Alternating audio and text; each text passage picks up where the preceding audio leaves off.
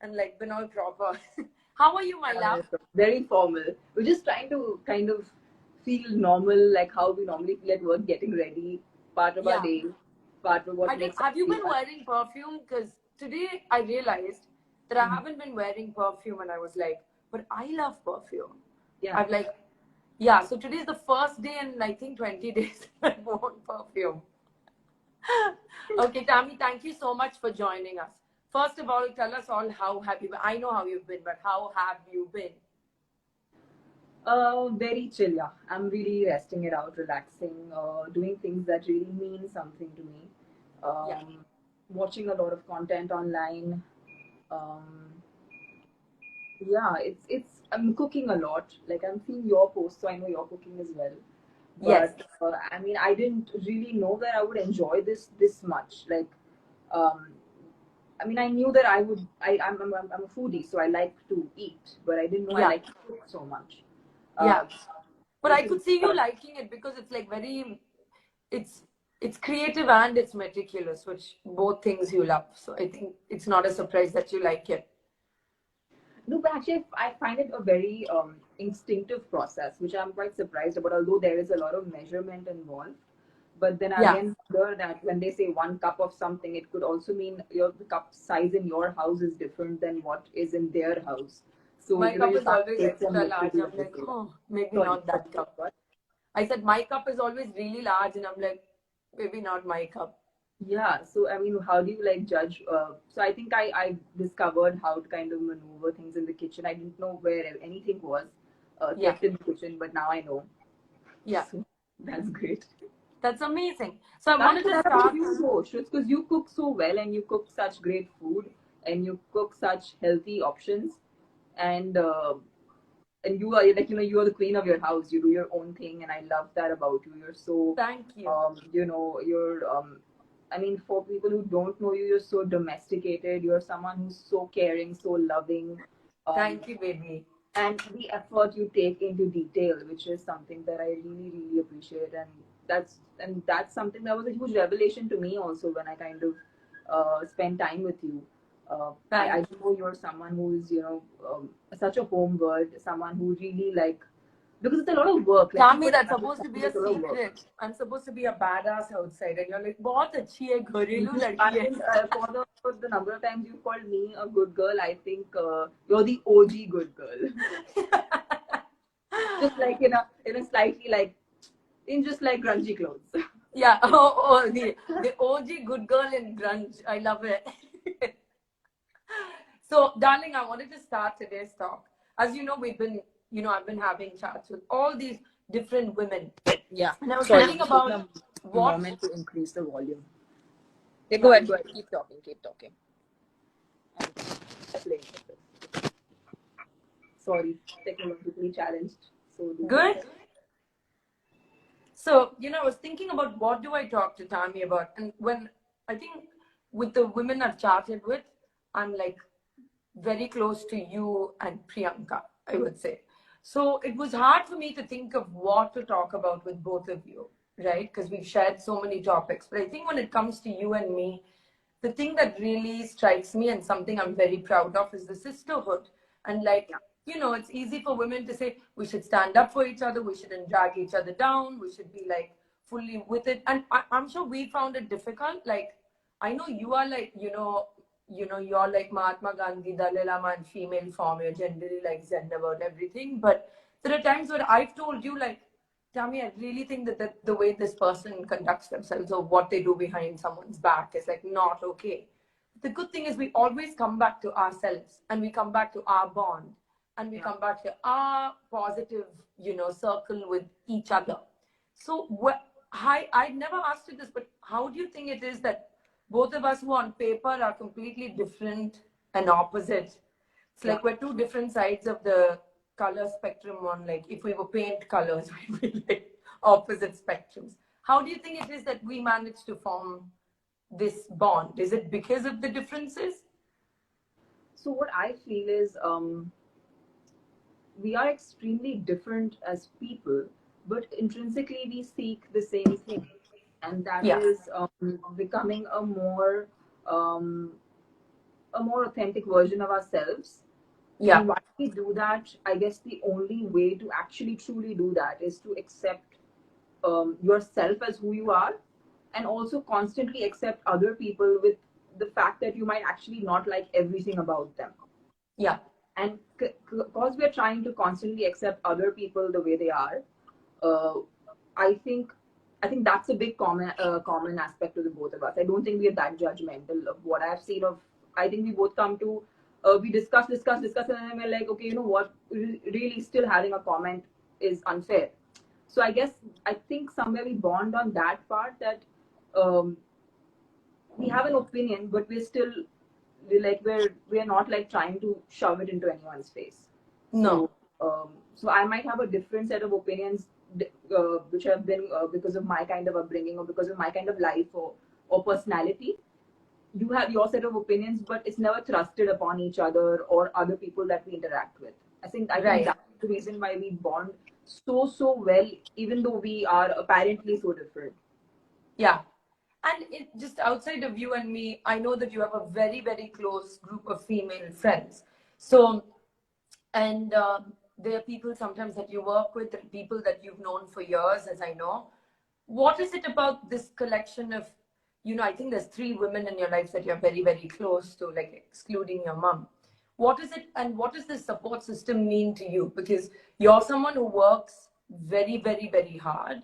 Not that the rest of us don't work hard, but there's something about the way you work that makes me feel like, you are the German model car and I'm really not. So, That's rubbish, Ruth. So anything.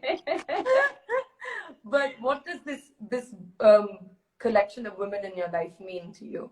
To be honest, if you ask me, I think you work way more hard than I do, because for me, a large part of my life is taken care of by. I mean, I don't know what it is with me, but I have a lot of people babying me, including you. You Yeah, know, I guess you are one of those yeah, people. you do have Baby. like And a I have that vibe that whenever anyone looks at me, they just want to baby me. And I'm to be honest, I am not complaining about it. So so I very strategically find these friends who will just love me to bits and just take care of me and love me and spoil me. And it all kind of works out in my favor.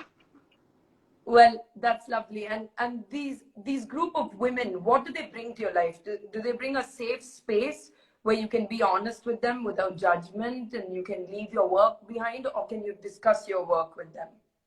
Well, whoever I'm really close to, it's because I really like those people as the people they are. Like what they do for a living or what I do for a living is often kind of forgotten in the process whenever we interact with each other. Yeah, which And is it's lovely. always about just spending time. Like I think that is something, like for me, I can be in a traffic and have a lot of fun if I'm with, like, say you, or if I'm with Billy or Disha, who are like my closest of friends. So I don't really need to be in a very beautiful location or beautiful place. Maybe that's the reason I'm so peaceful at home, that I don't feel like I'm missing out too much, because I'm happy with the people I'm surrounded by. So I think Yeah. essentially it's important that whichever women you surround yourself with, or whichever people rather you surround yourself with, should just be people who add value to your life and add value to you without really. I mean, whenever you have to put effort, I feel like it never works out. So it has to be people who are like organically in your life and Yes. who mean well. And I think one has to be, I think in today's time, a better judge of these things, like who you have in your inner circle or who you have as your close people. I think one has Yes. to be aware of that. Yes, absolutely. And the other thing I wanted to ask, Clara, stop it. Sorry, she's just acting like so psycho Because you're today. part of our life. So I wanted to ask you, like, something I've noticed about you before we became friends is you seem someone to be someone who is quite positive, in control, and quite stable in all your reactions. And with quarantine is the first time where I've actually seen you be like, it's like, it's good for me. And Yeah. you've been more expressive about what this time means to you. And we were doing another interview and you said something really nice where you said people had forgotten how to daydream, and Yeah. that you had on a summer vacation when you were lying down just like with hours to spend with no agenda, realized that, oh, I may want to be an actor. I may want, I like cinema and entertainment. This is what I might want to do. Are there any revelations that have come to you now in another phase of your life with this quiet time that you've had? That's the thing with times like these. It's you can't pressurize yourself again, it's the kind of pressure that we put on ourselves, right? Hey, Yeah, this should be productive. Hey, I have so much free time, let's make sure it means something. And I feel like yeah, the more we are trying so hard to make it productive, I think the lesser possibility of it being productive it is. So I yeah, mean, although this is a realization I have that this free time could yield this, but I don't think I'm pushing too hard towards it. I might not, nothing might get revealed in this process. I might still just end up doing a lot of more acting that I've been doing in the movies that I do. I don't know, it might yield into something else, but I'm not putting that pressure on myself because I think that's essentially what we all do, and that's something that I realize is definitely a mistake. And I think after the whole, I hope after everything just settles down and becomes okay, I yeah. would not, I would really calm the shit down. Lack of better words. I had a better Yeah, word. because I think like the illusion of control has completely been removed for all of us. Yeah, Like it's like, just shut up. Like just yeah, sit. Like stop. And what you're saying is beautiful, which is like don't feel pressured by others. Um, image of like, people are like, you must have written so many songs in quarantine. I haven't been able to write anything new except like maybe half a verse of a new song because I'm probably not fine feeling because productive. I mean this is probably the downtime you need because we all when we are in work mode then we automatically gear up differently. But sometimes Yeah, you have the a shift. downtime is like the build up which you're not even, it's just very subconscious. It's not something you're consciously trying to achieve, but that No. conscious time out actually helps. Right. And like again, when you're saying don't go by other standards, you see something that, in quarantine, as people are like, oh, I'm just going to get fat because I'm sitting and eating, or oh, I'm going to have like, buns of steel and flaming abs by the time I'm done with this. And you're like, huh, but something about working out, fitness, diet is something that we've always spoken about. And for Yeah. those who don't know, we don't talk about this like two boring actresses. The truth is, we both love food and we both struggle with being fit and being slim because there are certain expectations of us. Also, our job is visual, right? So I guess Visual, exactly. that's the Exactly. reason I think more over than just like being obsessive about being thin. I think it's because Exactly. probably if we weren't in such a visual medium, I don't think we would obsess as much. I think, I don't know if you agree with me, but I think even amongst actors and actresses, there are those of us who do it because we're like, yeah, we understand we're in a visual medium, but we're going to eat what we like and we're going to do it and we don't get like cuckoo about it. But there are people, bless them, what they do is amazing, but they're like on another extreme. It's like 2 peas, 1 carrot, and 40 minutes of cardio every day. And you and I couldn't do that. The other thing I realized is, I remember telling you this once when I was first doing luck in Aram or even, I never used to eat much. I used to eat very little and I used to work out a lot and I used to be permanently in a bad mood because it just made me a bad person. Yeah. And now over the years, I've realized, and I think the people watching have realized we fluctuate. There are a number of reasons why we fluctuate. And now there's a nice balance that I've struck between saying the vanity of what, not what we feel, but what people want to see on screen, plus me actually enjoying fitness as a good place. And I've seen that you now enjoy talking about fitness and food and what, especially diet and what you're eating. So, do you want to tell us a little bit more about your journey through finding this place with health and food? Like any other actor, I feel like there have been moments where I would have, felt the pressure or felt like that moment where I need to really make Yeah, sure that I'm looking the part that I need to look. But I yeah, never in my career opted for any extreme measure, and that yeah, was more than another time, but it was more out of just basic functionality. I could not function on little food, or I couldn't yeah, function in extreme. I was put in an extreme situation. So growing up, I yeah, was a really weak kid. So I had to really build up my stamina, my immunity, everything because I sure, was fall sick really often. sure. So I took a lot of my growing up years to fitness. So I knew that if I would take like a shortcut to any of these things, I mean, which would not even be like the professional repercussions of that are different, but like it would really like ruin me as a person. So I never took up as anything extreme. But yes, I think I really experimented with different kinds of um, at that point of time diets, because Mm. for better in like knowledge at that point of time, I thought experimenting with different diets would yield me the result I want. But I think in the Mm. past 2.5 years, my perspective towards food, fitness, um, immunity, health has changed Mm. considerably, because I realized that I was yo-yoing so much that I was really fed up of it. Like I think a lot of us experience that you're thin in one day, and then the other day you're like really fluffy, and then you're just kind of variating, and that's really it's really disturbing. I think it disturbs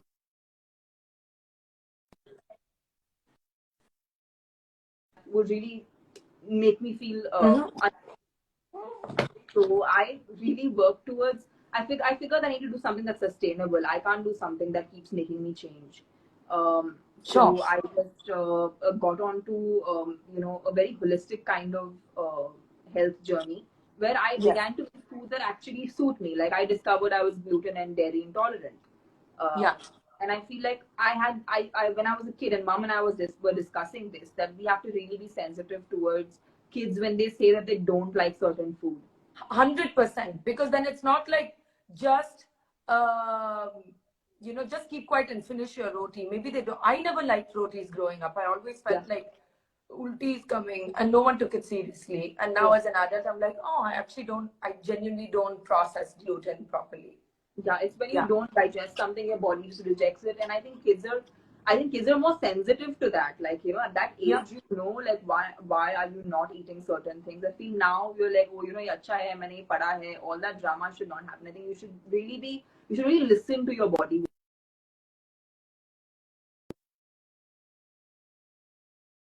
Something, because it's time. I think sensitive. I think compassion towards your own self leads to better health. Absolutely.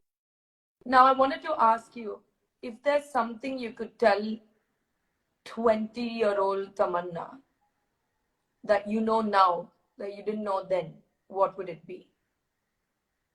I'm sorry, the network was a tad bit poor. You'll have to repeat that. I said if there was something you could tell 20-year-old Tamanna that you know now that would help her, what would that be?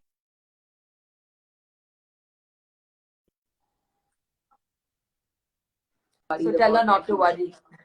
I was very worried about how life will pan out, and if I could go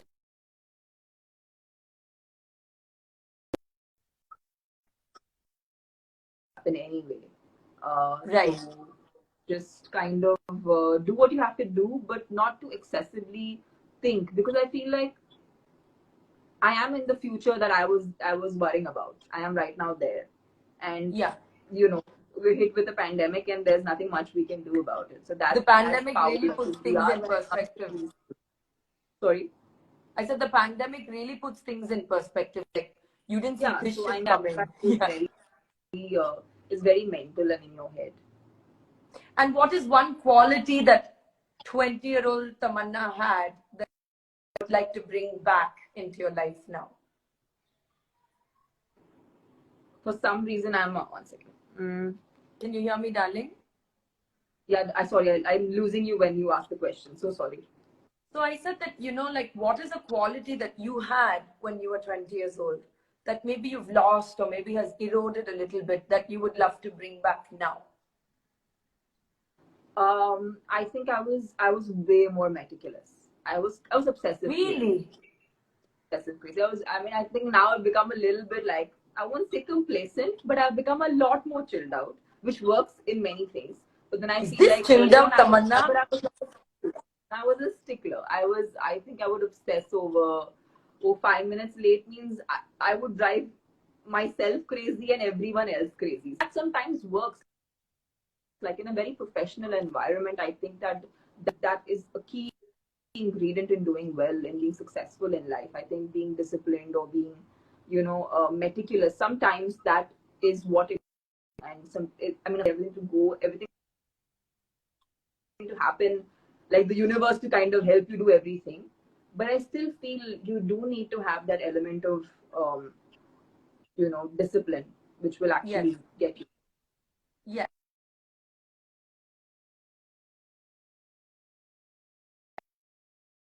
Being in the industry for 10 years and you've been here longer.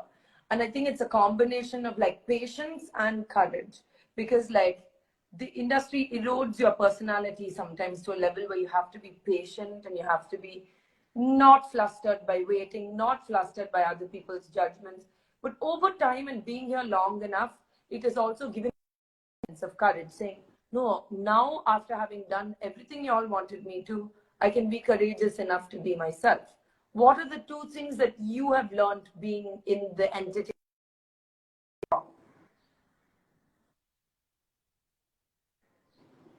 Shruts, for some reason, I'm like half your questions are coming broken. Can you hear me, So, darling, now? so I assume, yeah, I can hear you right now. I can hear you right now. I assume you asked me, what have I learned? Two things that I've learned being in the entertainment business. Is that what you asked? Yes, darling. Right. I just feel like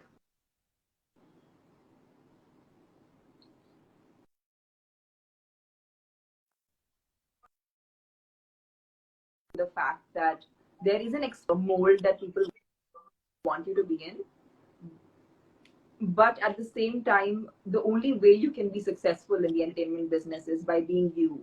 So there will always be this battle between the mold and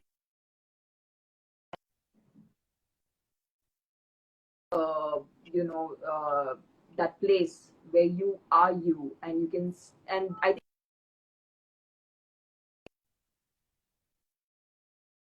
so it's very important that as an actor or as a creative person in the entertainment business, um, should experience, and I'm guessing if you're there long enough you will experience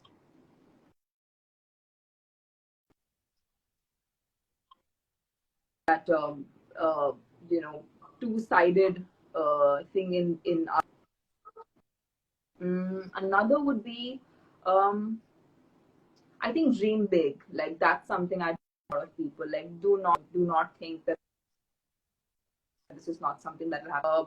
I think Don't limit it's so yourself. important to think big and to imagine big and to to dream to kind of uh, um, you know restriction in your head. Yes. As always, my positive, lovely Tammy. What do you have to say to everyone who's quarantined at home, who loves you and who is watching you now? For some reason, I'm losing you. What do you have to say to everyone at home who's watching you and who loves you in quarantine? I want to say that use this time, do whatever you guys need to do. And, thank you for all the love you guys have showered on me and on Shruti, like for so many years, and that means a lot to us. And I feel like I think we both essentially feel the same way. Yeah. That we've been extremely Yeah. fortunate with the way people have constantly like supported us and us. So I think a Yes. huge thank you to all the audiences, and especially to all those hearts, and that's really really sweet out there. And thank you, Shruts, for doing this. I've been watching your lives myself, and they actually are really incredible because all the women you got on to talk had something really really inspiring to tell. Thank you. And you have been inspiring to me as always. Thank you for doing this today. Love you lots. And thank you for coming Love here and you, speaking with me. love you, Shruts. See you soon. Bye, everyone. Bye, bye, guys. Bye.